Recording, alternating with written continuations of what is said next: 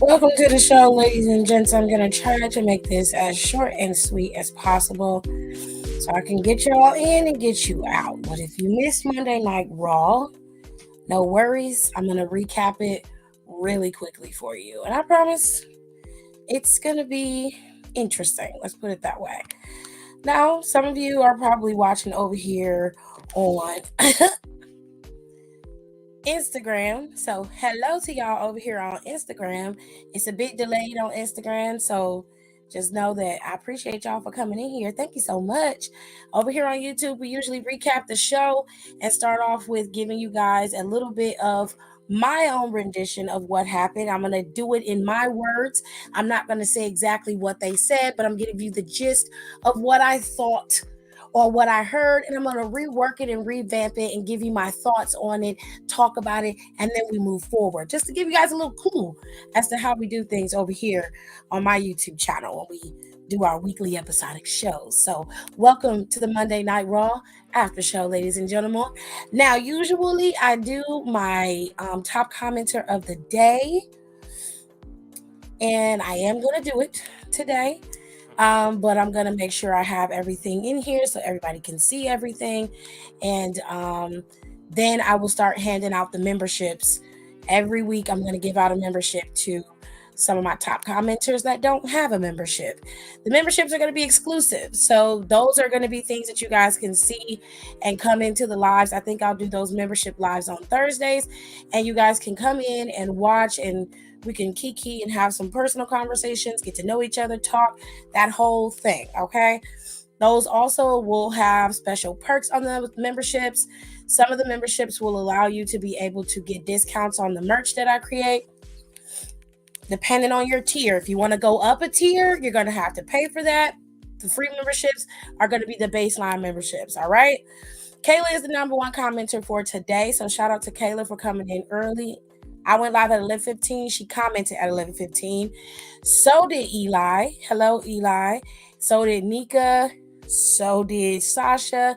And then Donnie rounds out the 5. Okay. Usually give out 5 top commenters of the day. So whoever makes it in here for the top 5, you guys get a special shout out from me. And hello to everybody else that came in. I appreciate y'all. And we about to get this thing started. Okay. Promise I won't keep y'all too long. So if you missed Monday Night Raw or you haven't had a chance to watch my commentary over on Instagram, then I'm going to give you guys a little quick rundown of what happened on the show. Okay, so the show opened up with Cody Rhodes. Now, I didn't right off understand why Cody was coming out there, but the gist of it, kind of came into fruition once the show began to roll on. Cody was talking his piece, basically working the crowd, doing what he always does. And in the midst of all of that, he was getting to his point as to why he was out there in the first place. But in true Drew McIntyre fashion, he couldn't just let Cody tell everybody what his intentions were for coming out to start off the show today in Little Rock, Arkansas. By the way, did you guys notice that venue was quite small? Like they had having that arena in half. It was very small. It was an intimate crowd like that. Like it was kind of like a house show. It was very interesting to watch. That entrance was really short compared to the normal entrances that they have with the really massive Titantrons. I just thought that was interesting to talk about when it came to the show today. It was interesting. Selfmade Lycan over here on Instagram said that they were there and it was fun. So okay, well, I'm glad you had a good time. I am so glad that you had a good time. We love that. All right, so I only have an hour over here on Instagram. Okay, so once that hour is up, I'm going to end it over here. You guys can always follow me over here on YouTube, and we can finish up the conversation over here on YouTube. The YouTube is the same as my Instagram, so it's not hard to find. All right, if you don't want to stay over here on Instagram, just run on over here to YouTube and your comments will be seen. Everybody else can see it. I can put it in here so you can see it, all that good stuff. Okay, somebody else commented and said, hey Gabe 1983 over here on Instagram said it is small. Okay, so it's a smaller venue. Okay, because I was just looking and I was like, huh, that's interesting. I was like, that's an interesting. The venue was just smaller, and I just didn't expect it to be that small. Anyways, let me get some of y'all comments in here. Okay. Oh, it was freezing. I'm finna get to the cold. Okay, I'm finna get to the cold because it was freezing in there. I noticed, but it was in Little Rock, and it was cold as fuck. I mean, cold as fuck. Yes, it was freezing. Finish the story on YouTube. Period. Come on over to YouTube, y'all. It's a chiller vibe over here, and you can pretty much say whatever you want over here on YouTube within reason. I do have moderators over here that will, chin check you if you get out of line. But you can pretty much say whatever you want over here on YouTube without consequence. Whereas on Instagram polices what you say. So let's keep that in mind. Michael Cole said near the beginning of the show that the crowd was light due to the snowstorm. Okay. See, I missed the beginning, and I have to watch it with the sound down so that they don't. I have to watch it with the sound down so they don't flag me on Instagram. So I didn't get to hear that. But thank you, Tirza, for letting me know, because they had to shorten that arena, because that arena is a big arena. Even though they're in Little Rock, that had to be half the arena. It had to be, with the way that it was set up. It just reminded me of a very small venue, like a house show. Yeah, they are. But I mean, new people come over, they got to learn the ropes first. So first things first, moderators, give people an opportunity to speak first before y'all start chin checking folks. Let them, work out the kinks first and let them learn the ropes over here on YouTube before y'all start kicking people out and stuff. All right, so let's get into the show. Now, like I said, Cody was out there getting ready to tell us what he was really in the middle of that ring for. And as soon as he got ready to talk, that's when Drew McIntyre came out and decided to take a trip down memory lane. At one point, Drew McIntyre and Cody, they were a tag team called the Dashing Ones, and they had the tag team titles. They ended up losing those tag team titles to John Cena and oh gosh, what was his name? David Otunga. They ended up losing those titles to those two. It was what it was. Now, he also alluded to the fact that he and Cody had very similar trajectories in their career. He said that their time frame in WWE, how they had ebbs and ties and highs and lows, and the way that their careers went are damn near parallel to each other. He said the only difference is that he became WWE champion and Cody has yet to finish the story. Now, where he went with this is that Cody will finish his story, but not until Drew finishes his. And he kept going on a diatribe about how Cody was in his way and he was giving him a heads up. And just like he smacked down CM Punk last week, he will do the same with him. But he's trying to give him a little bit of a heads up. Hey, I'm gonna beat your ass, but just know that it's nothing personal. It's just business. And Cody was like, you say a lot, but you don't really say much. You know what I'm saying? It's always something with you. Last week it was, that you mad at me because I brought Jey Uso here. You mad because Jey Uso got a championship match. You mad because you lost multiple opportunities at the title. Not to mention that this was your second or third time going after that championship. And then not only that, but it's never your fault. It's always somebody else's. It has to be somebody else's fault in order for you to justify you being a loser.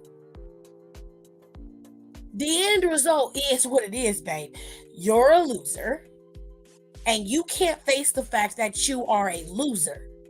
Now, Cody said the difference between you and me is that I accept my fate, but I also really respect And I'm happy that I get the opportunities at a second chance. I'm happy that I get the opportunity to prove that I am what I say I am. And I don't relish in that bullshit. I don't sit around and let people or let my insecurities lead me down a path that I know is not going to take me where I want to be. I take my opportunities very seriously, and I'm happy that I get them. And I'm not gonna change who I am to fit you, to make you feel better. You want me to wallow in self-pity. You want me to sit here and cry because I didn't get where I wanted to be. But that's not who I am.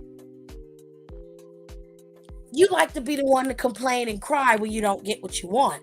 I like to keep creating opportunities for myself because I know that I can and I know what I'm capable of. He wasn't lying.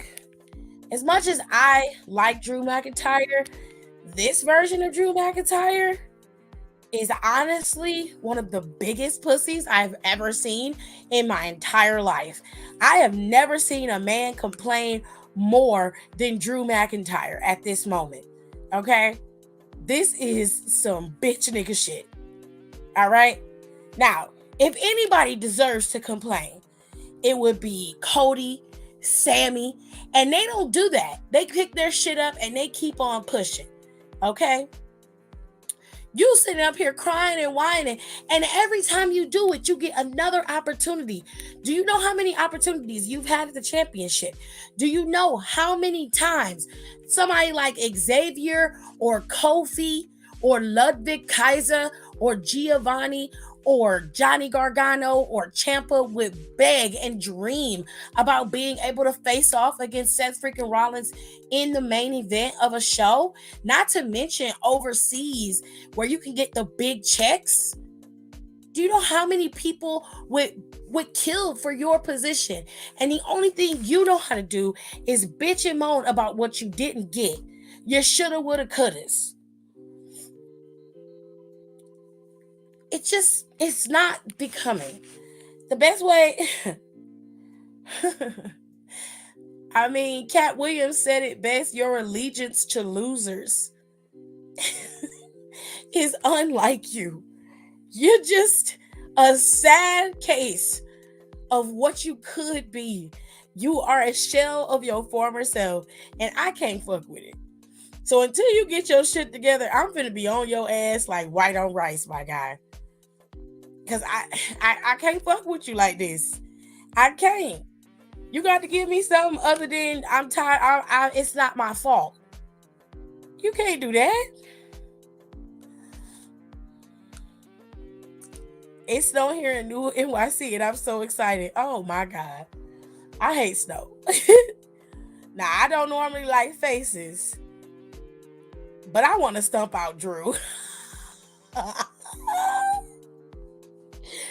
Baby, we all do. Okay,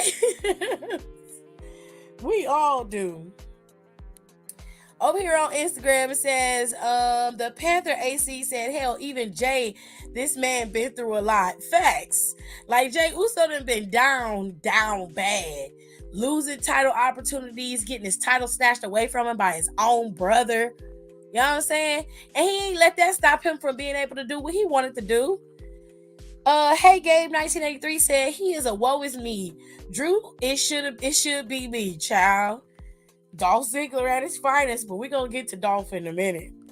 Drew ain't gonna be nothing until Broken Dreams come back, child. That's a mess. Drew is in everybody's way. Okay, because if we keep it in a stack, Kofi never got his rematch. No, he did not. He never got a rematch, and I don't even think Kofi requested one, if we being fair. But to be fair, at that time, motherfucking Brock was champion, and I wouldn't have requested a rematch at that time either while he was champion. Now, this show moved a little sluggish for me. There wasn't a lot going on SmackDown. There was a few odds and ends here and there, but for the most part, it was okay. I mean, for Raw, excuse me, I misspoke. For the most part, it was okay. So let's start off with the tag team matches, okay? And there was 2. So we're gonna, well, 3 actually, if you count the women's match. Four. There were four tag team matches. There was, right? Am I right? Because I feel like, no, it was just two. It was two plus the women's tag team match. I feel like I'm missing a women's match.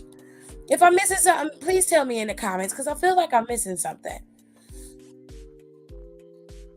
Um, the Panther AC said Drew needs a Snickers. You ain't you when you hungry. Wowzers. That's a mess. Let me see what they said on YouTube in the comments. It was four. Okay, I'm not crazy.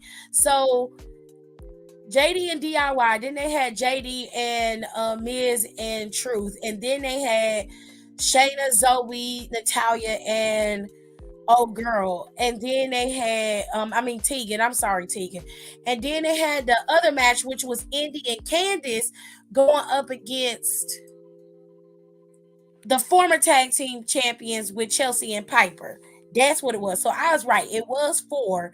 Thank you, Donnie, because I could not remember it for nothing. Right. Now let me tell y'all.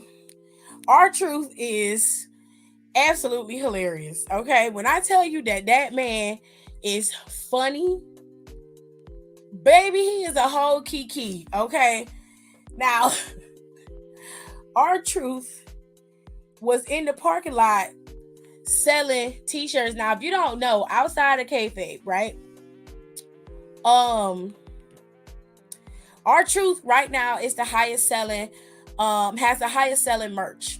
And to be fair, Judgment Day wasn't up there at the time selling merch. They weren't at the top. Like Rhea was up there, but Judgment Day as a group wasn't in the top 5 or the top 10, if I recall. But as soon as R-Truth debuted that taped out t-shirt, and then they did the Live, Laugh, Love little circle, and they put that shit on a t-shirt, within 24 hours, R-Truth's merchandise became the number 1 selling merch on the WWE shop. He has outsold everybody, including y'all Tribal Chief, Rhea Ripley, John Cena, because John Cena still sells a lot of merch on the shop, no matter if he there or not.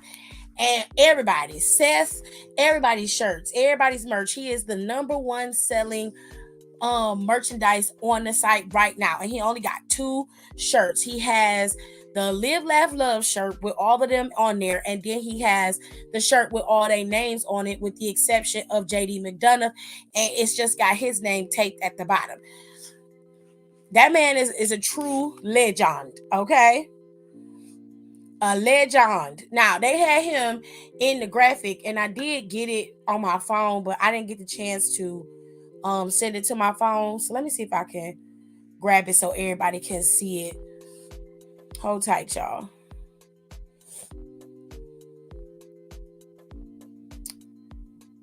Here we go. They done added R-Truth to the Judgment Day graphic in the funniest of ways. They done put this man in the Judgment Day graphic the same way he done added himself into all of they post, the little baby post that he did when he was talking about how Judgment Day and him go way back. Child, R-Truth is hilarious. Let me show y'all the way they added this man in there. Funniest shit I seen all night was this shit right here. He got his own judgment, and it say Live, Laugh, Love, and his face is right there under the hood. Baby, that killed me. Now, like I said, R-Truth was in the parking lot selling Judgment Day or R-Truth Judgment Day merch. And because he was out there selling merch, Damian Priest had to go get him and like stop him. So Damian's like, hey, Priest, what are you? He like, Truth, what are you doing? Like, you cool, you funny or whatever, and I like you, but like, you're not a part of Judgment Day. You can't be out here selling stuff under our name like this. This is not cool. And R-Truth was like, but I have to give y'all cut. So R-Truth gave Damian Priest a wad of money. Okay, he got that nigga a stack, and he was like, "This is what I sold. This is your cut from what I sold." And he was like, "You sold this many t-shirts in the parking lot?" R-Truth was like, "Yeah." I had to give you your cut. He said, where's everybody else? I got to give him their cut. Child, he moves merch. Had us all believing in little Jimmy. Hell yeah. Child. Then he got to the ring and they got ready to have a match, which I'll get to that in a second. But this match between Judgment Day and DIY was, to me, it was very long. It was real long. And I didn't think it was gonna be that long, but it was super, super long. Let me go over to Instagram. It says, the Panther AC said the best 24/7, 7-Eleven, I-95 South European TV champ of them all. 54-time champ. Probably not including those house shows, though. Facts. He even beat CM Punk. Well, true. Bro was actually making bank so much, Damian was thinking of adding him to the faction. I mean, R-Truth sold a lot of fucking t-shirts. Them t-shirts he was out there pushing weight. You feel me? Not you need your cut too. I might have to buy me an R-Truth shirt next week. That shit is wild. I refuse. I love R-Truth, but I'm not buying that shirt. I'm not buying it. Anyways, this was a very long match between these four men. It was a solid match, but it was long. It ultimately ended up with DIY picking up the win. DIY have a win over Judgment Day as a group, and I mean in terms of the tag team, and they also have a win over the other two members of Judgment Day. I would imagine that they would get a tag team shot at some point, but I'm not quite sure as to when Triple H will pull the trigger on that. Anyways, moving into the next bout, we had a tag team match between the girlies. Okay, not you fell out.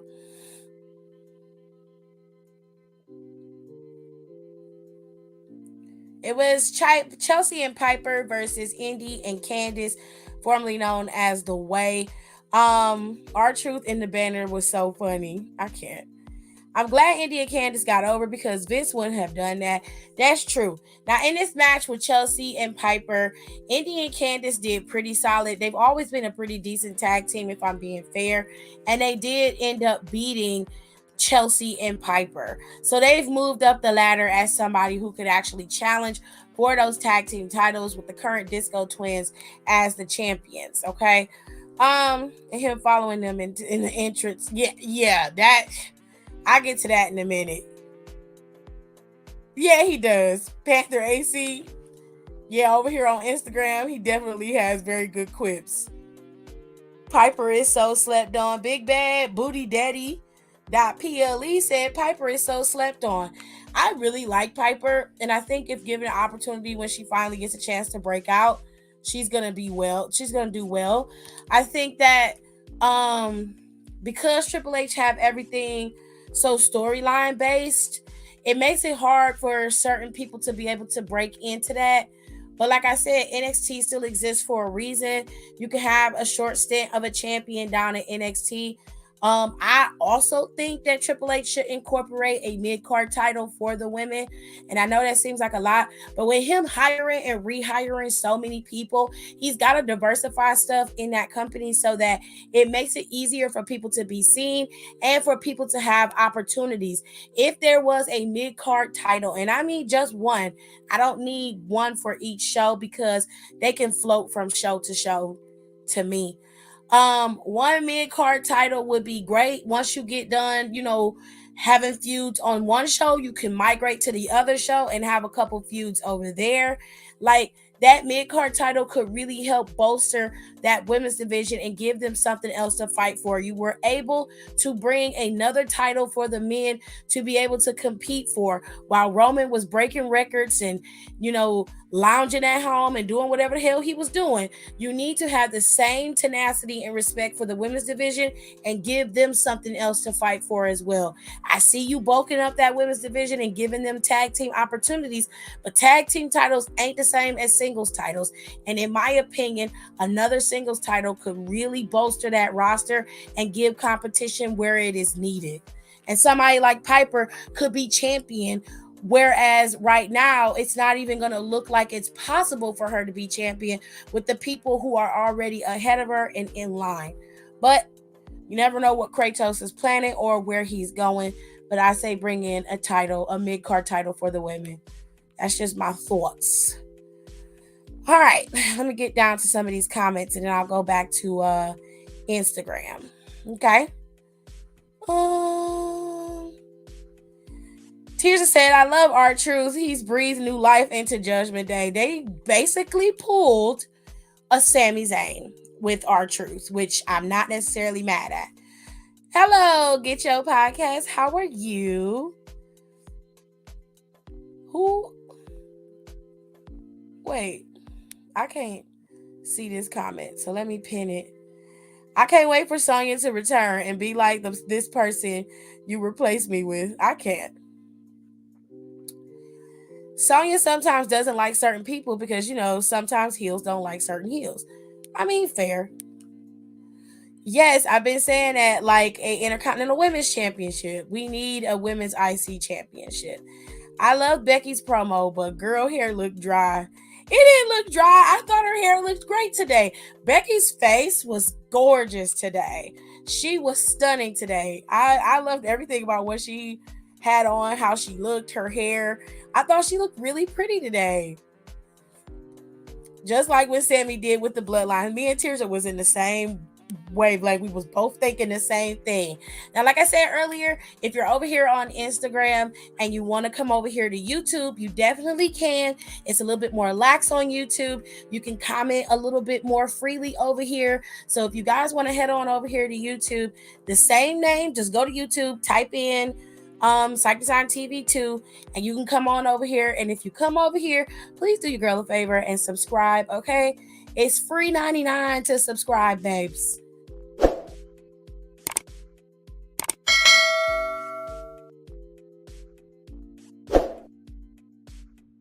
It's free 99 to subscribe, loves, all right? You ain't got to pay nothing to subscribe. Just come over here, subscribe, and you'll get a notification when I go live. And you'll be able to come in here and interact with all the folks that's already been here, get to know everybody, learn the ropes of the show and how we do things over here. It's a fun time. So come on over here, subscribe, sit down, get you something to eat, something to drink, and chill while we go over the shows and have little conversations about wrestling. Okay? Now, like I said, DIY picked up the win and they have beaten pretty much the whole of Judgment Day has been bested by DIY, and I suspect very soon that they probably will get a championship match. Now, like I said, Chelsea lost with Piper against Indy and Candice. I'm glad they had an opportunity to be on TV today. They definitely deserve to be on TV today. And they haven't been on TV in a while, and we needed to see Chelsea and not Chelsea, but Candice and Io and Indy. I can't talk today. We need to see everybody or other people on the show. And it was a storm. It's been an ice storm. It's been cold outside. So I was just glad that everybody got there safely and that the matches went off without a hitch. But like I said, things were very calm and cool today. There wasn't a lot of rah-rah going on, but it was a very interesting show. So let's get into what we saw next. Y'all, IC champion Gunther has returned, and Gunther came back to basically re-solidify himself as the top dude, and that he was one of the greatest, if not the greatest, Intercontinental Champion of all time, surpassing the Honky Tonk Man, beating anybody who graced his path or attempted to take him down. Gunther was all for it. But he had some other business to handle today. Today, he decided to give Ludwig Kaiser all of the praise in the world. He even gave homeboy a little bit of love. Okay, he was hugging on that human torso like he ain't never seen him before. Okay, and he was proud of the way that Ludwig Kaiser carried himself last week in his match against Kofi Kingston. Now, if you don't know, what you don't know is a lie.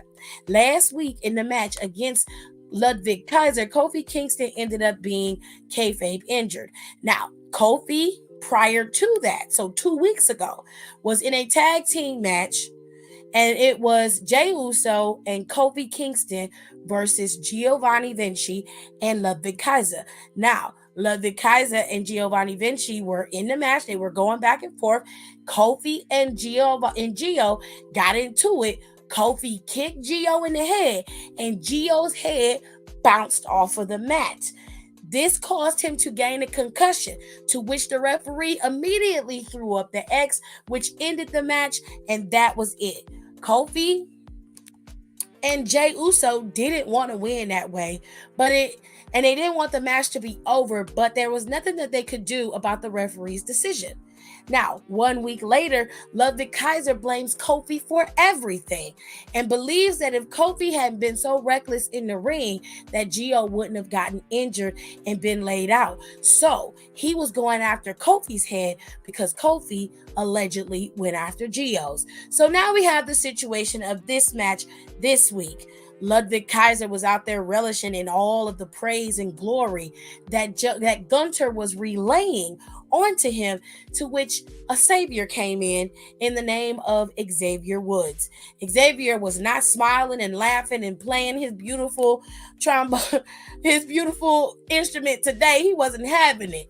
He was like, nah. See, you took something from me, and I don't like that shit. So while you out here collecting heads, I'm finna collect yours. So the boys went out there fighting. And when I say the boys was out there fighting, baby, the boys was out there fighting. Okay?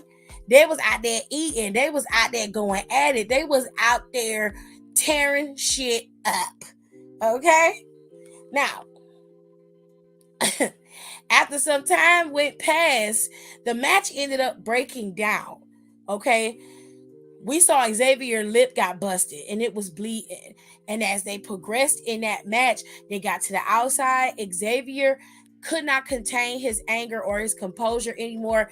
And he ended up hitting Kaiser with the very same chair that Kaiser took Kofi out with. He already attempted to take out Xavier with that chair, and it didn't work out. He bust Kaiser in the back with the chair, and the match was ending on a disqualification, which gave Ludwig Kaiser the win.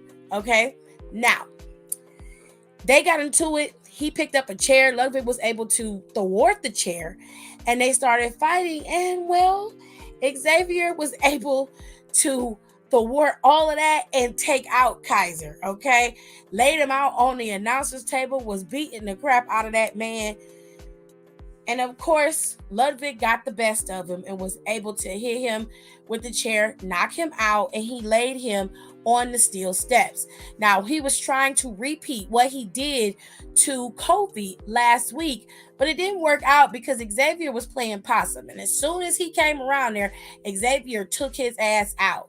Now, as he tried to take him out with the steel steps, Ludwig Kaiser ran like a little bitch to the back. Now, Kofi, of course, was avenged. Everybody was happy. We were all cheering. Xavier went to the back and was still angry. Okay, he was still running hot off of adrenaline and being pissed off that his friend was taken out. As he was talking to the backstage analyst, that is when Ludwig Kaiser attacked from behind again.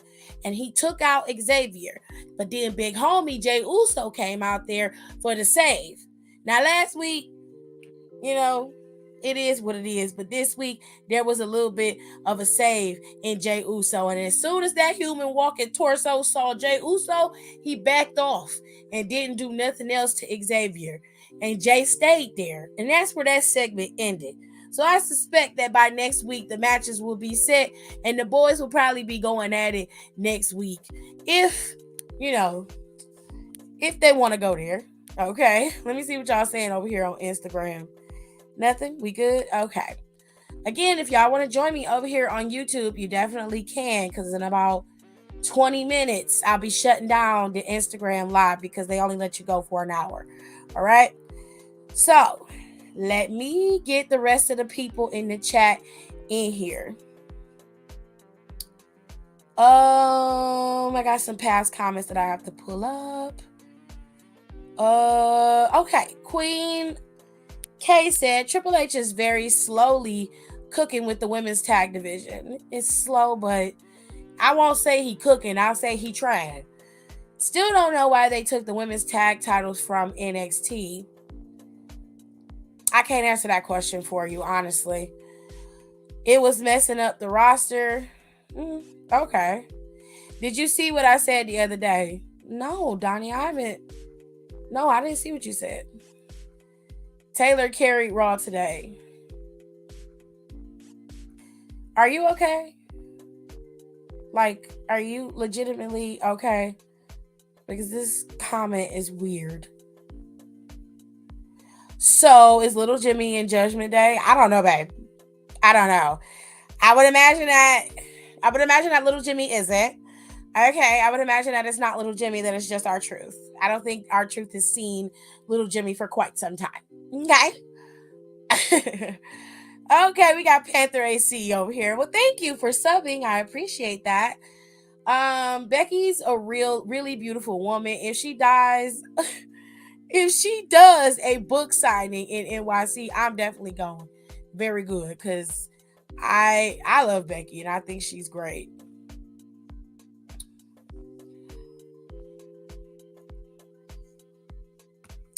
Hold on, because I'm getting to Becky and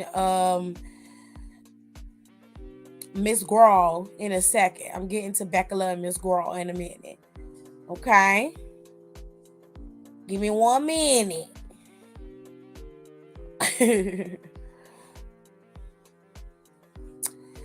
So, let's get to the next part of the show that I actually remember. Because there was a lot going on. It was a lot going on, y'all. Let me get the rest of these up. Oh, that's my brother. Hi, Christopher. My big brother's in the chat. Gunther over everything. Barrow been chopping down the competition, no pun intended. Xavier wasn't playing no games. Absolutely not. Francesca. Ah, okay. That's her name. The name of his trumpet. Is that what it is? A trumpet? Because I couldn't remember the name of the instrument, so I had to call it an instrument. We will probably get a street fight or a no DQ match soon enough. Fair. I'm not mad at that. I will watch that. Or we could get Gray. We could get Jay going to challenge Gunther probably at Chamber. You know what? I'm fine with that. I really want Jay Uso to get the IC championship because Xavier has already challenged Gunther for that championship and he lost. I would love to see Jay Uso challenge for that title. I know he probably not gonna win it. They probably gonna have Gunther keep it until Bash in Berlin. I don't know what they're gonna do.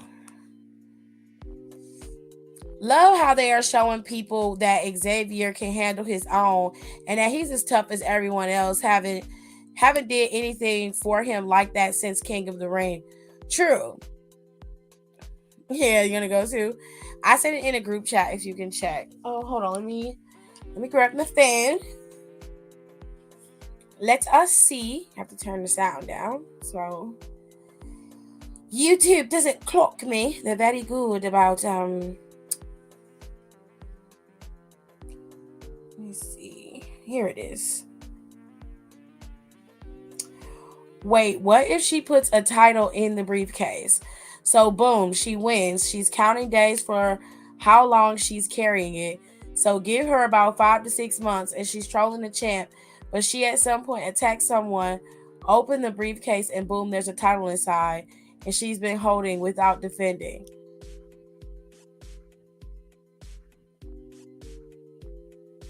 What? It's a trombone? I didn't know that. I thought it was a trumpet. Why did I think it was a trumpet? What do you need to know about tonight's Raw? Because I got the juice. I don't need to know anything. I watched the whole show. I watched the whole show.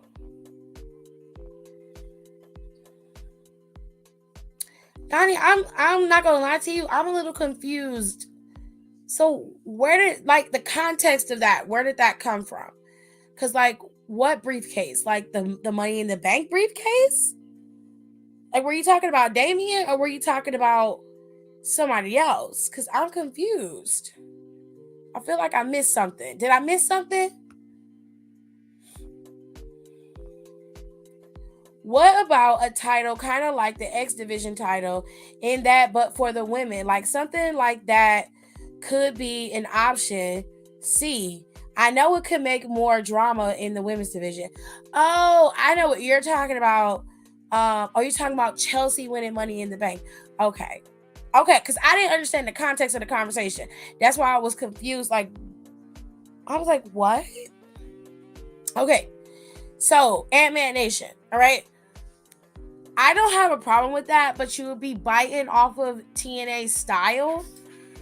And like WWE would have to remix that shit real good. You know what I'm saying? So that it's not too bad. Cause like they already kind of bit off of TNA a bit with the Iron Survivor Challenge. Um, so they would have to remix that shit so it made sense.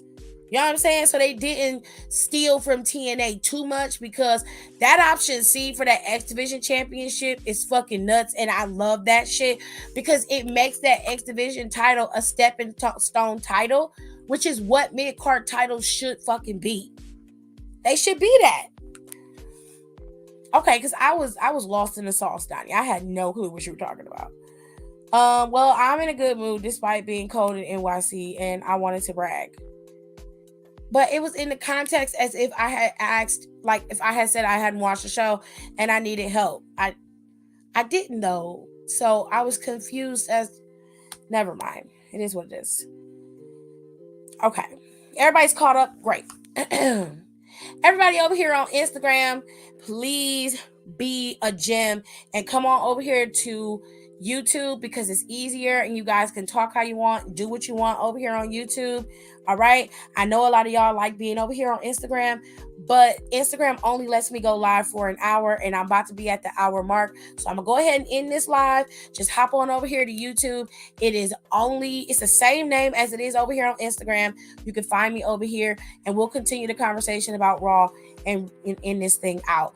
Let me get the last couple of questions in here because I probably missed some of y'all questions and I apologize for that.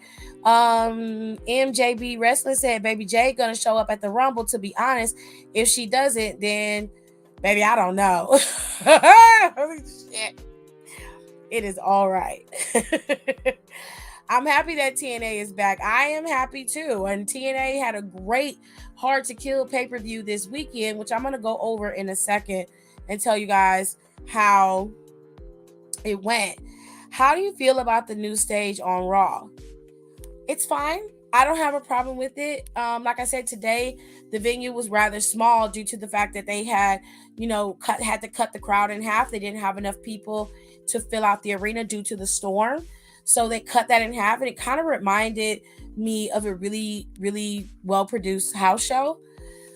So other than that, everything is fine. I don't have an issue with the new set or anything with Raw. I think it looks great. It looks great for SmackDown as well with the massive Titantrons, the big screens.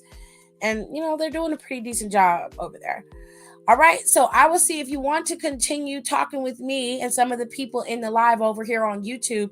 You guys come on over to YouTube. It's really simple. Like I said, all you have to do is type in Psych Design TV 2 on YouTube, the same way you see it over here on Instagram. And I'll come right up and you guys can come on in the live. You can pretty much talk however you want. Do have moderators, so be mindful of that. Let's keep it respectful and let's have a good time. And I'll see y'all over here on YouTube.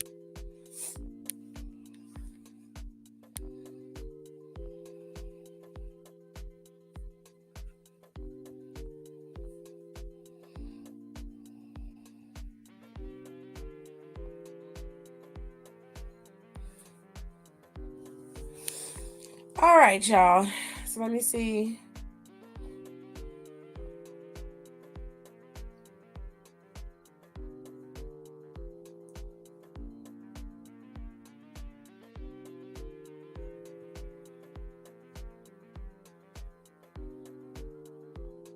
Yeah.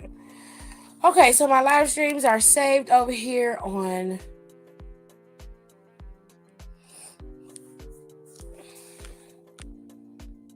all right.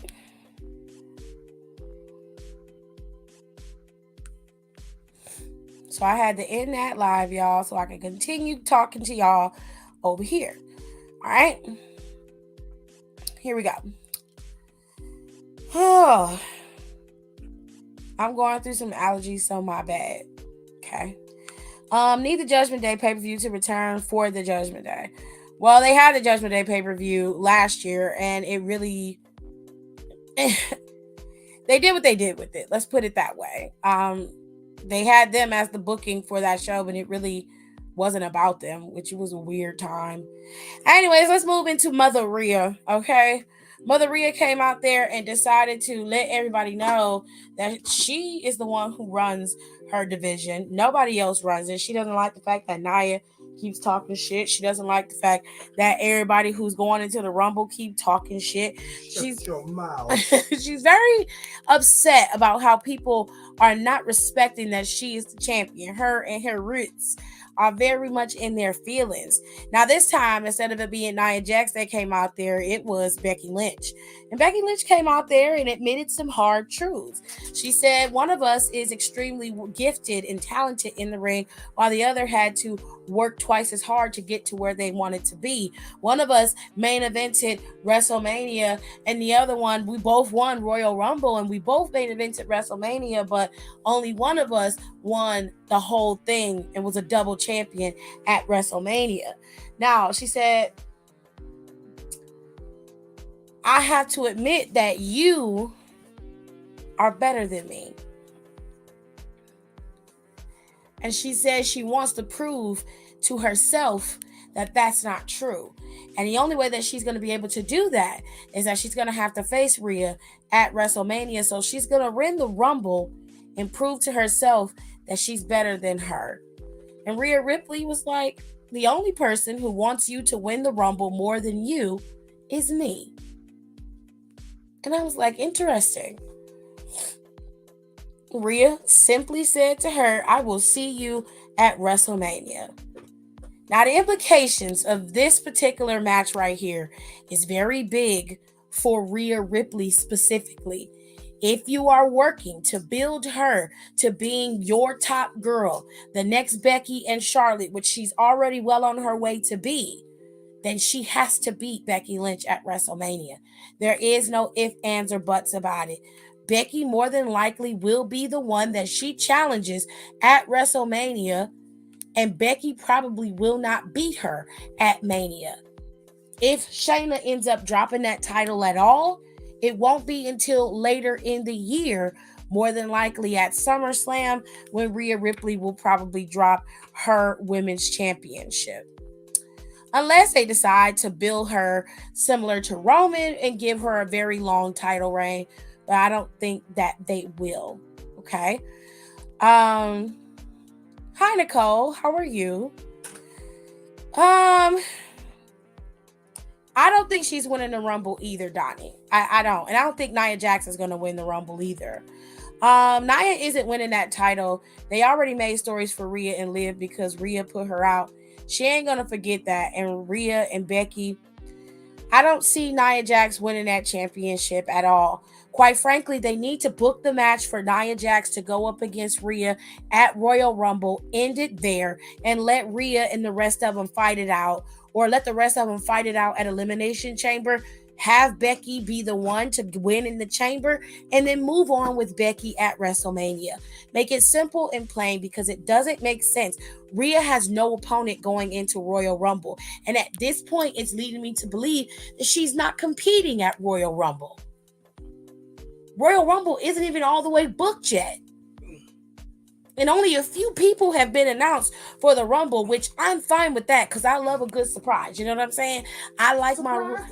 Not that kind of surprise, but I like my Royal Rumble to have some nuance to it, to make it so that we clamoring for what's going to happen at the Rumble. But match-wise, there are no matches booked for Rumble except for Roman's match. Not even Seth's Royal Rumble opponent has been booked. And we're 1 week out from Royal Rumble. I don't know what's going on, but Triple H got some shit up his sleeve. I'm telling you. Now, Don said he doesn't think that she's winning the Rumble, and I 100% agree. Okay? When I saw Becky and Ring in the ring together, my immediate thought was that Seth and Buddy can't fight. Oh, Lord. I'm thinking Bayley or Liv. It's going to be a SmackDown girl that's going to win the Royal Rumble this year, and I'm going to go with Bayley. And I think that Bayley is going to challenge EO for that SmackDown Women's Championship. That's what I think. Rhea will beat Becky. Don't think Becky needs a win until Rhea gets for real a few storylines out the way, like Liv and Nia. I agree. Yes, Mama Brown. Me and Nicole on the same page. I believe it's gonna be Bailey who wins. I don't think it's gonna be Liv. Um, I think Liv will probably end up going after Rhea after WrestleMania.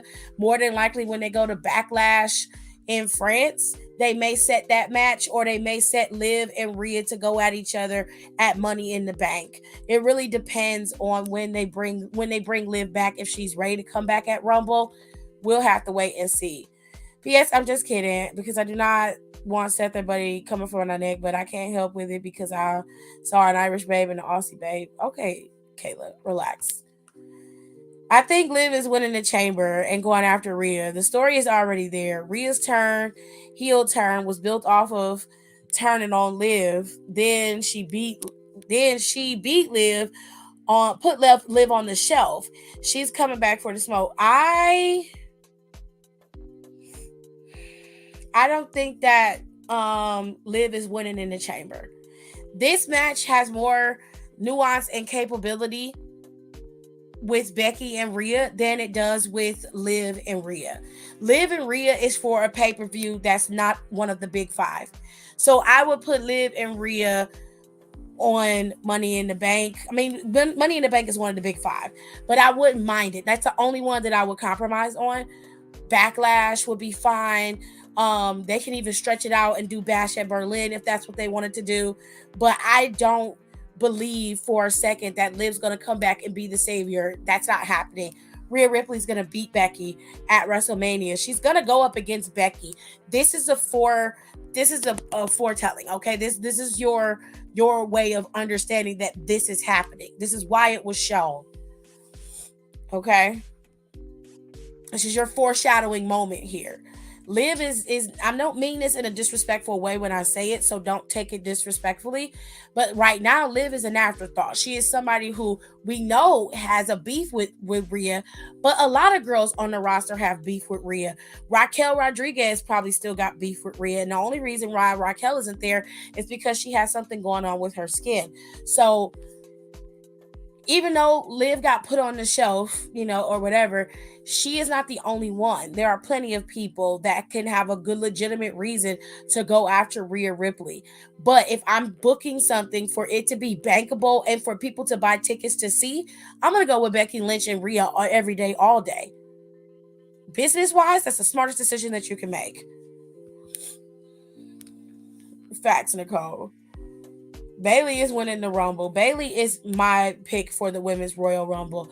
That's a SmackDown girl. Bailey's earned the right to be able to be the one to win that Rumble. She deserves it. Bailey's been holding that women's division down as much as she can since COVID and after. She's been doing everything that she's supposed to do. If anything, Bailey deserves that Royal Rumble spot. She deserves that win. She's been the workhorse 2 years and she's won everything else. I agree. Chamber is SmackDown exclusive. Forgot. What? No, it's not. No, it's not. Chambers not a SmackDown exclusive. I'm fine with Bailey winning the Royal Rumble because I love me some Bailey, and she also deserves it. Liv will be in the Rumble, but I think if they go to Money in the Bank, Liv might win. She's won SmackDown title and tag titles their last 2 years. I don't think that she's gonna be the one to win in the Money in the Bank match either. I think she's gonna go up against Rhea at Money in the Bank, physically fight Rhea, but she won't be in that Money in the Bank match. At least I don't think she will be there. Liv is not winning Money in the Bank. I don't think she's winning it either. Everyone has beef with Rhea. Everyone does. Everyone does. That's what I'm saying. I'm assuming Rhea must be fighting Nia at Elimination Chamber. Maybe, but I would have her fight her at Royal Rumble. Right now, that's where the story is. Right now, that's the smartest thing that you can do. But it isn't even booked. There's nothing booked. Like her ass ain't even been on TV in months. She got at least 5 women ahead of her story wise. That's what I'm saying. That's exactly what I'm saying. Becky is a draw, not gonna lie. I think Seth is gonna be on commentary. One, Seth is gonna be on commentary. Two, Bailey is winning, so they can do an Evolution Batista twist. Seth is gonna be on commentary for what? Why would Seth be on commentary? You mean during the Rumble? And 3, have CM Punk and Seth do a heated feud where they both can get a Mania main event while they can relive Seth's past with the Shield and CM Punk's actions with WWE and other companies. What are you? Okay. It's wow. All right. So to go to this first comment, like I'm not understanding the commentary part. You gotta break that down for me so I can understand that. So I'm assuming you mean you want him on commentary out there for Royal Rumble. But my question to that is just why? There's no reason for that to happen. Seth is already, ruffling enough feathers on his own where he doesn't have to be out there during the match. And number 2, to go to this one, the implications of Seth Rollins and CM Punk's match has already been set. Everything has already been put into motion. The moment that he showed up at Survivor Series, that was all planted. Everything was done with intention. Perception is usually reality, and WWE wants you to see what they want you to see. You know what I'm saying? So that was already done. It's already set in stone that this feud already has enough boiling and bubbling under the surface that it only is going to take the nudge of CM Punk possibly winning the Royal Rumble to be able to push it over the edge. So this scenario that you set up, it doesn't have to happen that way. It's going to happen organically, or more specifically, how it is structured because of CM Punk and Seth Rollins already giving us the narrative from the time that CM Punk came back to the E. So that is not necessary, is what I'm saying. Now they can rehash whatever they want, bring it up in a feud, in promo if that's what they want, but that whole breakdown that you put is not necessary to build a strong feud. They already have the basis of one. Like, people need to relax on Liv because they like her. I like Liv too, but let's be real. I mean, Nicole, you got me. Like, I'm not saying that Liv not gonna have her opportunities. She will. But right now, you're talking about her leapfrogging at least 4 other women that have pure intention and opportunity and real legit reasons to go after Liv just as much as she does. And with her not being on television like the other girls have, to me, it would seem asinine to put her ahead of everybody else when it seems like Rhea has enough to contend with at the present moment. She doesn't need Liv. Liv can get to Rhea later, is my point. If Rhea has won a one-on-one at Money in the Bank, I think it will be Liv. But I really want to see Bailey with the title this year. You never know. She may beat Io at WrestleMania and be champion.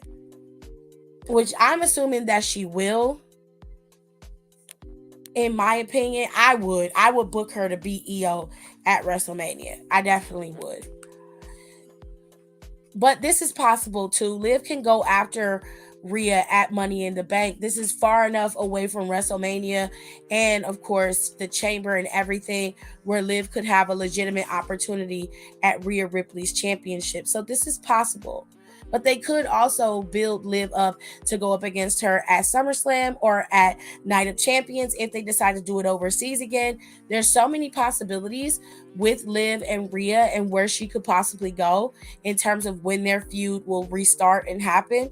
It's not a long game to play, but it's going to be interesting where she's placed in the line of women who want to have a piece of Rhea Ripley.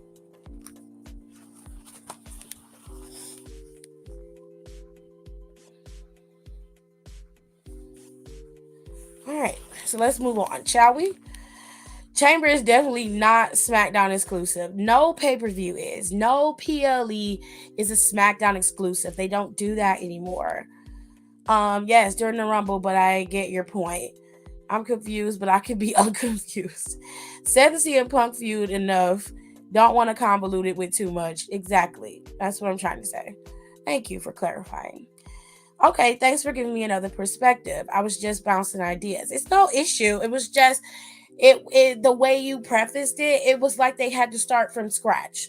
And they don't have to. They already have what they need to build off of that. And it seems like they haven't even scratched the surface of the animosity between the two of them. And you see CM Punk feeding into it every time he does an interview. He's very smart about how he structures his feuds and what he says and doesn't say. He's very strategic about that. That's one thing that needs to be studied about him. He did an interview with old girl, what's her name, Jackie, and he talked about Seth. And some of the things he said, if I was Seth, I would be pissed, if that makes sense. Hello, Johnny O. I believe Bailey is winning against Io. I know Damage Control might turn on her before Mania. I think that they will turn on her before Mania as well. More than likely, it will happen in the Royal Rumble or right before. But I think it'll happen during the Royal Rumble. They're going to try to eliminate her, or it's going to be something where they're going to like turn and all try to attack her, and she'll probably save herself and find a way to not be eliminated and win the Rumble. But I really want Bailey to win the Rumble this year. I feel like they're going to eventually have a triple threat match with Bailey, Io, and Dakota. Why Dakota specifically? See me, I was tripping. Was thinking back in 2017 for some reason. Okay. I only said one-on-one at Money in the Bank because commentary can really put doubt in people's minds with Liv's history there. Rhea will win, but Rhea can handle more story-based feuds, not just randoms. Quite frankly, I prefer her being in a story-based feud. And like I said, I don't have an issue with Liv being in a one-on-one match with Rhea Ripley at Money in the Bank. I prefer it. I don't think that she should be put in Money in the Bank coming off of an injury. She had an injury, and then you're going to throw her back into the lion's den of possibly getting injured again or aggravating the injury she just recovered from. So if I were them, I would just let her wrestle Rhea in Money in the Bank if that's what they wanted to do. So we're in agreement, to make a long story short. Now, like I said, the girlies had their moment in the ring, and it seems like what we're going to see very soon is Rhea Ripley going up against Becky Lynch at WrestleMania. Now, after all was said and done, CM Punk had a little message on Instagram and on his stories. And basically, what he said is, I think it's time you ask me what I want to talk about at American Nightmare Cody. He said, face to face, cards on the table next week in New Orleans, live on hashtag WWE at Raw, is what he said. So we all know that next week CM Punk is going to rear his head over on Monday Night Raw. This is the last Monday before the Royal Rumble. Next Saturday is the Royal Rumble, okay? And everybody is staking their claims and their spots in the Rumble, yeah? We also have Shinsuke Nakamura, who also is putting in his cards into the table. He said he's going to put a pin in Cody for right now. And he's going to put all his focus and turn his hunger, his anger, his frustrations all towards the Royal Rumble. So maybe Shinsuke will have a pretty long, decent stint in the Rumble this year. Gunther also made it very clear that he was going to be in the Rumble and that he was going to win the Rumble. He wanted to make it clear that this was going to be something that he was going to do. He had a long and a really good stint in the Rumble last year, almost won it and beat Cody, but Cody was able to best Gunther and become the number one contender for the WWE Universal Championship. Now, this year, Gunther has a real shot at being the number one contender, but He's going to have to contend with a very hungry and, of course, very, very focused CM Punk and several other superstars, including Drew McIntyre, Shinsuke Nakamura, and countless others who have declared themselves for the Royal Rumble. Now, it is official that next week CM Punk and Cody Rhodes will be face to face in the ring to lay their cards on the table about the Royal Rumble and what their intentions are. Now, this conversation from between these two is going to be very interesting. We all know how Cody is so eloquent with words, but we also know that CM Punk is a master manipulator. And he is also a very good on the quip and microphone. So we will see where these two fare in terms of going at each other's necks. Because we got two former AEW guys popping up on WWE TV, and that's going to be must see. You feel me? I'd rather see her win after that Grow drama within Bailey and Damage Grow turning on her. Before that, because they were the original three of Damage Control, but I can see once they turn on Bailey, eventually Dakota and Io eventually start to butt heads if Io loses at WrestleMania. Quite frankly, I don't see the need to have Dakota in that match. I know that they were the original three of Damage Control, and yes, that would make plausible sense in terms of the implications of that match and how those three have finally broken down and they're going their separate ways. To me, Dakota would be an afterthought in that match. The only people I would be focused on is Io and Bailey, and while Dakota, yeah, she can add something to the match, I see no reason for that to happen in that capacity. But it's fine. I'm not gonna shit on it. Y'all like what y'all like, and it's not a bad idea. I'm not interested in watching Dakota wrestle in that match. That's just me personally. All right. So we had a couple of filler matches that happened on the show. Akira Tozawa went up against Ivar and Wolf Pussy. Wolf Pussy came out there. Maxine came out there. Ivar got beat by Akira Tozawa because Maxine provided the distraction. So Wolf Pussy went after her and took her out. Systematically took sis out. Okay? Just destroyed her. Akira couldn't even fight back because he was getting beat up by Ivar. Wolf Pussy slipped in the ring and shit, trying to do what she was doing with all that hollering and screaming, child.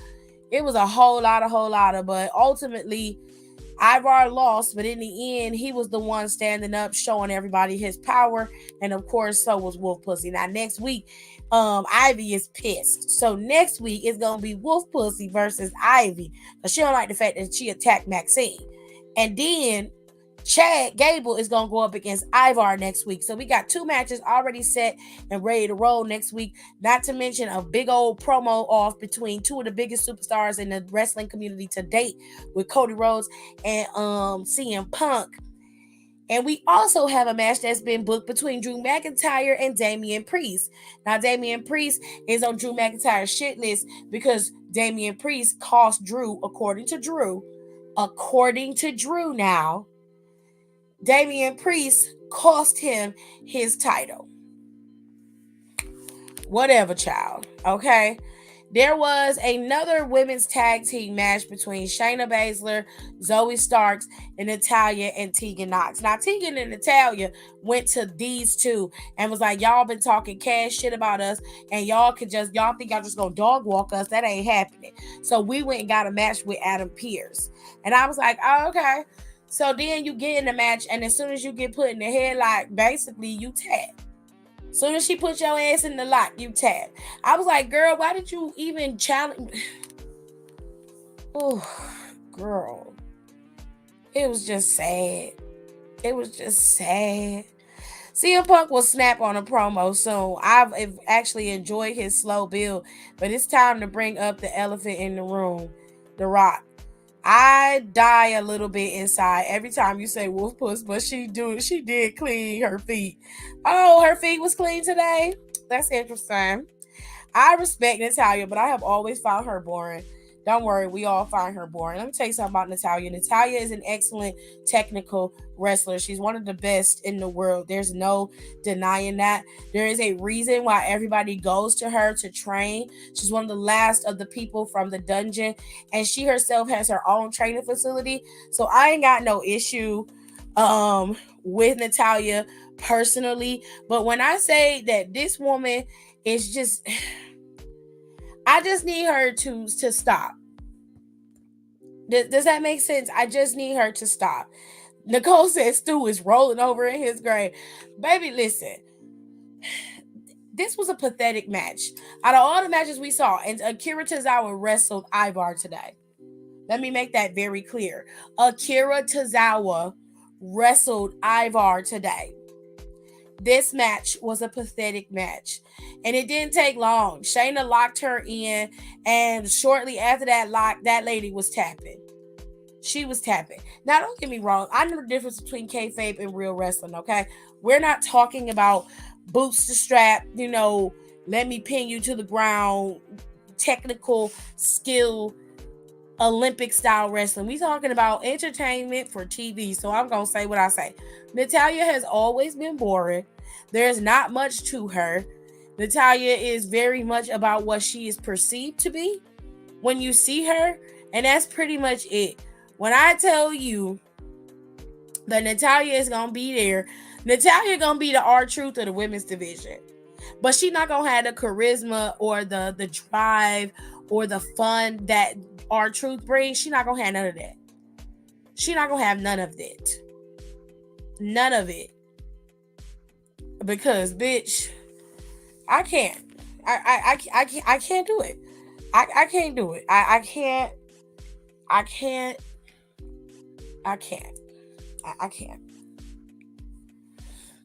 And I'm more upset at the fact that Shayna is in another tag team when Shayna Baszler is another person that is a future women's champion. And I can't wait until they shake up this roster again, because I really want Shayna to be moved over to SmackDown again. And I want her to have a proper push on SmackDown as a singles competitor. And I want her and Bianca to go at it again. And she need to go over on Bianca and be champion. If Bianca is going to be champion, she need to go over on Bianca and be champion. And I mean that. That's just the way it should be.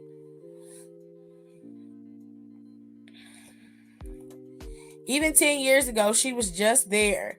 The Ivar match was at least exciting in moments. Exactly my point. Her, TJ, and someone else, I cannot remember their name, were the last folks to come out of that dungeon. Yes, they were. Nicole is 100% right. Don't underestimate the power of Tozawa, child. That's a whole mess. So many dope women in the division kind of hate. She takes up airtime respectfully. Well, I mean, you know what I'm saying?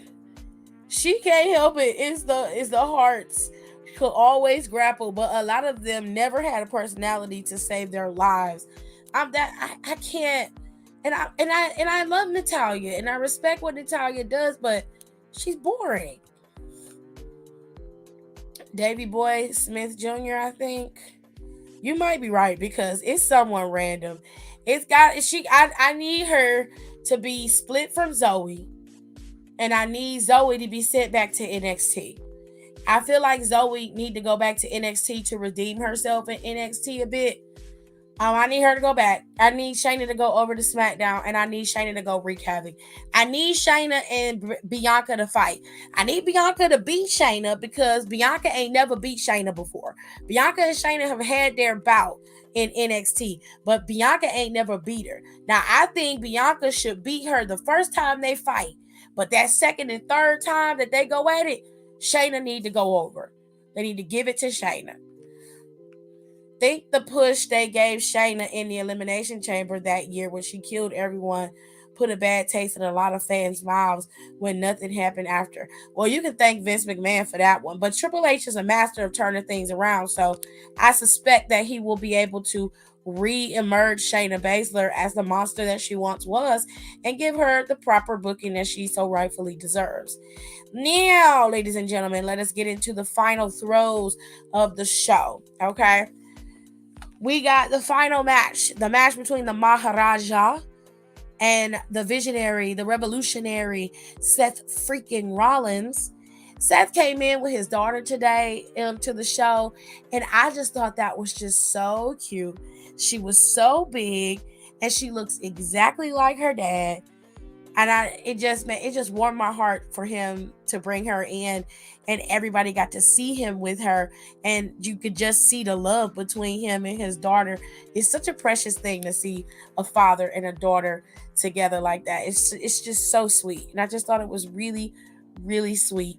So he brought her in, and Gender came in his nice navy blue suit. And the one thing about Gender gonna dress you down, okay? Gender gonna dress you down. You feel me? So the boys was ready. They was prepared. Okay? The hearts were prepared. Nicole said hearts are obviously one of the wrestling family dynasties, but there's a reason no one remembers a single promo from any of them. And that's a fact, Nicole. I can't even deny that. That's 100% true. I agree. Send her to SmackDown, turn her into a monster. Now, in this match, Gender came out with his Indu Sheer brethren, and they came out to the ring to help, to which they did. They provided an immense amount of help. So much help that they ended up being kicked out from ringside and put to the back. Now, after Seth had almost injured his knee and hurt himself again, he finally was able to activate and do this curb stomp and get the win. And Seth freaking Rollins is still your WWE World Heavyweight Champion.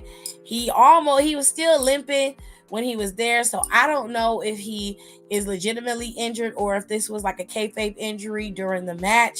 No one knows, but it was touch and go for a minute. Gender almost stole this one from Seth. Now, like I said when I was doing commentary tonight, if Triple H would have pulled the trigger and gave this man this title weeks, months before WrestleMania, all hell would have broken loose. But you know what? I wouldn't have been mad about it. But the only thing that probably would have made it terrible is that Tony Khan's ass would have taken all the credit for it. He'd be like, "Oh, Gender, you got a championship. You're welcome." So, anyways, won't lie, the last 4 minutes of the match had the fans shook. Gender would be a true heel. So many sympathetic heels. I love true heat magnets. That was scary. So I was scared that they was actually going to pull the trigger on Gender. I legitimately was. But they didn't. They decided to go with Seth, keep him as champion, and move into the new phase with next week. And the boys are going to be fighting it out at the Royal Rumble. It's going to be an interesting time. Next week is going to be interesting. You're going to have a lot going on next week. Royal Rumble is coming up. We got matches that are already booked. The only one that's booked is, well, it's 2 matches booked. You've got Randy, AJ Styles, LA Knight, and Roman in a fatal 4-way, and you have the United States Championship booked for Royal Rumble. It seems Gunther is not defending his title at WrestleMania because they are going to have the U.S. Championship defended at at Royal Rumble. Gunther's gonna also be in the match, so he's not gonna be able to defend and be in his match. Okay, so it's gonna be interesting. It's gonna be interesting. It's gonna be an interesting time. So let me show y'all. They got the infographics up on WWE's website, so I'm able to do that.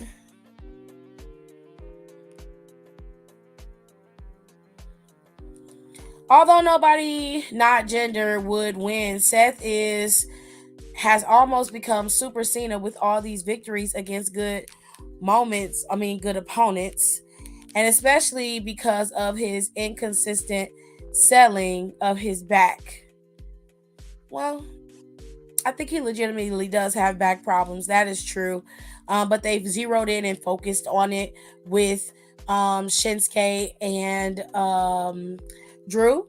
but they've seemed to have moved out of that after they ended that match with Drew. Even with Jay Uso, it wasn't a factor, but it was brought up. Michael kept bringing it up, and Michael's the one who kind of doubles down on it. Seth doesn't bring it up, and neither does his opponents anymore. So we'll see. I miss upsets wins, honestly, but knew Tony would take credit. Glad they didn't do it. He would definitely take credit. He would have definitely taken credit. It was a legitimate injury. Apparently, Seth was limping backstage per Sean. Okay, so Seth isn't going to be wrestling at Royal Rumble, it seems. They haven't booked him for a match next week for Royal Rumble. There isn't really much booked for Royal Rumble, so I suspect the Royal Rumble is going to be bigger than what they're alluding to. There's probably going to be more than 30 entrants in this Rumble this year because there's not a lot of matches going on for this show. At least the ones that are booked. Okay, now like I said, they have the Royal Rumble matches booked. That's set to go, and the only other two singles matches that are booked is Kevin and Logan, and then you've got the Fatal Four Way for the main or the big Kahuna next to Seth, which is the WWE Universal Championship with Roman. So you have these two matches that are set to go, and then just the Royal Rumble itself. It's interesting. I will say that. It's very, very interesting. Well, I hope you guys enjoyed the recap of Monday Night Raw. It was a solid show. I did enjoy it. Um, it was solid. I enjoyed the show. I really liked what is this? Sorry about that. It was a good show, and I really liked the subtlety of the matches. It wasn't too much going on. They didn't give away too much. They kind of let everything kind of, just roll subtly.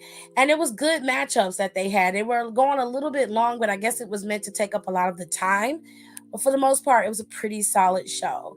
I'll always respect that Seth shows up, unlike Roman, but time for a title change. He's such a big character. He doesn't need the title. We got to get that lineage started. Um, I disagree. I feel like if everybody else can keep their titles for a year, then so can Seth Rollins. Seth has not hit a year yet. Seth, it feels like he's hit a year because Seth has gone through so many opponents as champion. But Seth freaking Rollins has not had that championship long.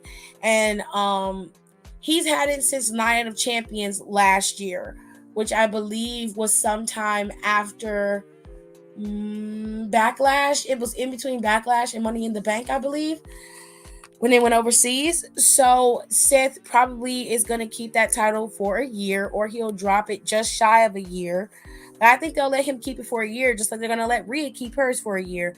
More than likely, they'll have Io keep hers for a year, unless she ends up dropping it to Bailey at WrestleMania. But who knows? Like, I don't think that he needs a title change. I just think he needs to have the right opponent to go after. Which obviously is going to be CM Punk. CM Punk more than likely is going to beat Seth, and Seth is not going to keep his title for a year, which I hate that for Seth. I feel like Seth earned the right to be champion for a year, but he's built that title up to be something coveted and to be something great. And in the short stint that he's had it, he's made that title as relevant as, if not more relevant than Roman's title. And that speaks volumes for itself. And he's a workhorse kind of guy. So I love that for him. And I love that for that championship. I imagine he is referring to Sean Ross Sapp. Yes. I will say this about Seth Rollins: he is the definition of a true workhorse champion. Of course, 100%. Now, tomorrow is NXT. Okay. I watch NXT. If you guys don't watch NXT, it's fine. Totally understand that. But I really enjoy NXT, and a lot of people don't watch NXT as much as I do, but I loved NXT. I've been watching NXT for a long time. But there was a time where I didn't watch NXT. The early Black and Gold days, I was not watching it. I can freely admit that. And my husband got me into NXT. But now that NXT is on our TVs, over here in USA Network. I thoroughly enjoy the rebrand of NXT. It's such a solid show.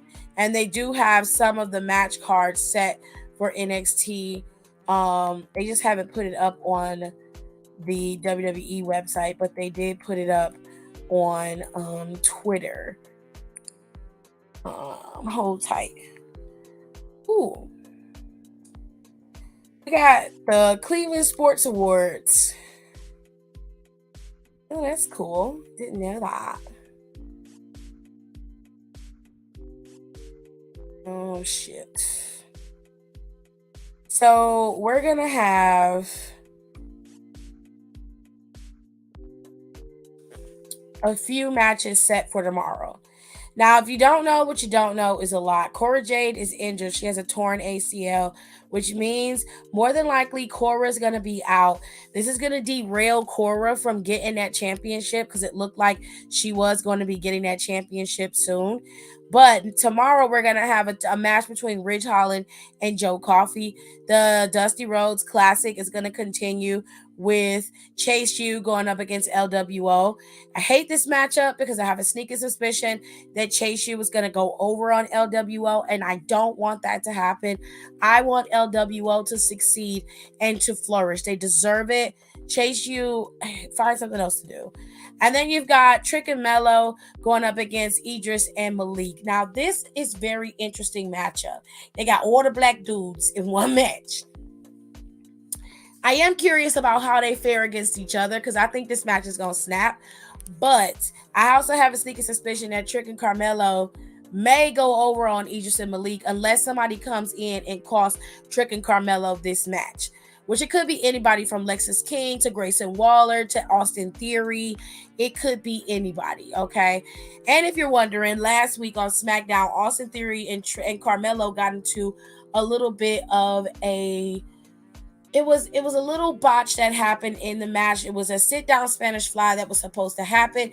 It happened, but as they were getting ready to, as they flipped out of into the move, the brunt of the work fell onto Austin Theory. He's the one who got the most of that. He hit the mat hard face first. Now Carmelo was cradled properly, so he didn't really get injured as much. But both men seem to be okay. They just suffer face contusions, which means they're just lightly, they might have a little tight muscle, maybe a little bruise from the match. But for the most part, they're okay and there's no concussions, which is a very good thing. Okay. Okay. It was in May, I think. Okay. NXT is great, especially now. It is. I do have a question about NXT. What happened to the Ilya versus Trick Championship match?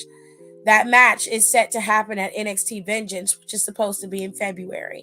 So it'll probably be within the first 2 weeks of February because NXT has yet to have a PLE, traditional PLE for Peacock this year.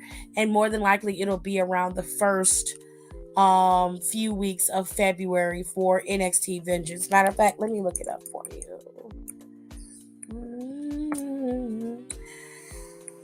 Yeah, first week of February on February 4th. So literally a week after a week after or a week and a day after Royal Rumble is NXT Vengeance Day. So there you go. So much character, even though it's technically developmental, the talent is there. Oh, it's very talented pool down there. Very talented. Just wonder, am I the only one who has really cooled on Perez? Trick has slowly become one of my favorites. Roxanne Perez needs to be pulled, in my opinion, but I'll never give up on Roxanne. I like Roxanne. And I do like the fact that Roxanne Perez is showing a lot of tenacity and she's being a little bit more rough around the edges. But Roxanne Perez isn't even being used as much as the other girls now. She's used to put other girls over, like she did for Kiana at the last pay-per-view they had. So I'm not cool on Perez. In fact, I want to see what she can do. I hope she's in the Rumble again this year, and I hope that they pull her up to Raw or SmackDown this year too. See, a lot of people crying about the multiple match stopping. I love that they are pushing for safety over performance now. They've always been good on safety. I mean, post Benoit days, they have always been good on safety. They've been very, very vocal about that. They might have just had, if like prior to that, they would have had Carmelo pin Austin, but they're throwing up the X. They're taking care of their superstars, and they've been very big on that since Stephanie was there, and then even after Stephanie left, Triple H has been very big on mental health and their physical health as well. He doesn't want to run his superstars in the ground. He wants to have as much longevity in them as possible, and if they decide to walk away, he wants them to walk away intact with their mental health as well as their physical, so they're not like the days of the wrestlers of the past, where they have to raise money to be able to take care of themselves, or they can't have a livelihood after wrestling. So Triple H and Co are very big on health in WWE. Okay, thanks. Have a good night. It's very cool to find a close knit wrestling community like this where we can just talk about wrestling, and your commentary always makes me laugh. All thanks. Have a good night. The live is getting ready to end in a minute anyway. I just wanted to get that out. So, like I said, we got 3 matches scheduled to go, and there's a big battle royal to determine who Lyra Valkyria's newest opponent is going to be at NXT Vengeance Day. I think it's going to be Elektra Lopez. I think that originally it might have been Cora Jade, but I don't think so. I think it's going to be Elektra Lopez, and they're going to move into Elektra Lopez and Lola probably getting into a tizzy because Elektra's got a shot and Lola's probably going to steal it away from her. So with all that being said, we got a lot to talk about tomorrow with NXT. In our review of NXT might be a little late tomorrow because I have something that I have to do. But be sure to tune in tomorrow. I will put up the live, and I'll set the live at about 10:30, 11. By then I should be done and finished, and we can talk about everything. Hopefully I will have seen it, and what I have to do tomorrow won't interfere with the show tomorrow. But do your girl a favor and go on over to our Instagram for Down for the Count and follow us. You can also follow us on Twitter. The Twitter is always rolling and going. You get live retweets. You get live tweets of each of the shows. Some of the PLEs from some of the other companies get live tweets as well. We're on Instagram. We are also available podcast-wise on Spotify, Apple Podcasts, and on Google Podcasts. My personal podcast, where we talk about music and stuff in pop culture and other things that I discuss, are all over there on the KTT with Tiff. This is available on Spotify. We also have an Instagram, and if you have stories you want me to cover and talk about, you can email it to me at the KTT with Tiff podcast at gmail.com. Don't forget to follow some of my homies, some of the people who hold me down on this app, as well as various others. Marks with Mikes and Get Your Podcast. Get Your Podcast was in on the Instagram side of live. They were over there. Love them to death. They were some of the first people to ever put me on their podcast, especially Marks with Mikes. Marks with Mikes is from here, and I've yet to meet him, but when I get the chance, me and him gonna kiki. We gonna have a good time. Okay. Also, AT2 was one of my homies. He was one of the first, if not the first person to put me on his podcast when he used to podcast back in the day. Okay, AT2 has a hopping YouTube channel growing. He's at 39K over there, and he's doing the most. I'm trying to get where he at, but I'm going to have to go slow and steady because slow and steady wins the race, baby. Okay, any whoosies again. And one of my favorite people in the world is Trey D over at We Love Wrestling YouTube. He just hit 100K over there. He has an amazing YouTube channel. He interviews all of the indie girls, and if Trey D talks to them, usually you will see them somewhere. If it ain't on Reality Wrestling, it's over there in MLW, or it's in AEW, or it's in NWA Power, or it's in New Japan. Trey D has his hands in everything, so you need to go over there and go check him out. He is very pro-black. Of course, he loves the women's wrestling. He supports it, unapologetically supports women's wrestling, and we gotta love that. And see, he supports us as well, okay, and me. He's always been the big homie, and I respect him more than he knows. All right. So go over there, and if you subscribe to me, subscribe to him, because he's going to give you the indie side of wrestling that you may miss or don't know. And you'll come across some people that will pop up in WWE or AEW that you may have seen him interview. And these guys are really good. These wrestlers are legit amazing. So I highly recommend that you go over there. He posts matches, he does reviews of the shows, he does everything. You can go over there and get so much info from Trady. It's not even funny. You can also follow him on Instagram and Twitter. He is on all of the social media platforms. And last but not least, my other homies, Culture Cast Pod and Matt Ritter. And of course, Know the Ropes, which I didn't put them up here, and I apologize for that. Y'all can go follow all of those podcasts. They will give you everything you need so that you can learn about wrestling and expand your community. All right. I got to go, y'all. Okay. I'm tired. Okay. I'm going to see you guys tomorrow after NXT. Again, the show will be late tomorrow because I may have something to do. If I come in on time, y'all know I ain't had nothing to do, that my plans got canceled. But just know that for now, we gonna be late tomorrow, okay? And don't forget, please make sure you rate, comment, and subscribe. This is how you are able to get notifications and be a part of the show. I will see you guys tomorrow, and tomorrow I will start the gifting of memberships. Y'all be cool. Thank you so much for coming over here and filling out my live today. It was really cool to see new people in here and us discussing wrestling. I really enjoy it, and it was a cool, mellow day. So thank y'all. I appreciate y'all, and I will see y'all tomorrow.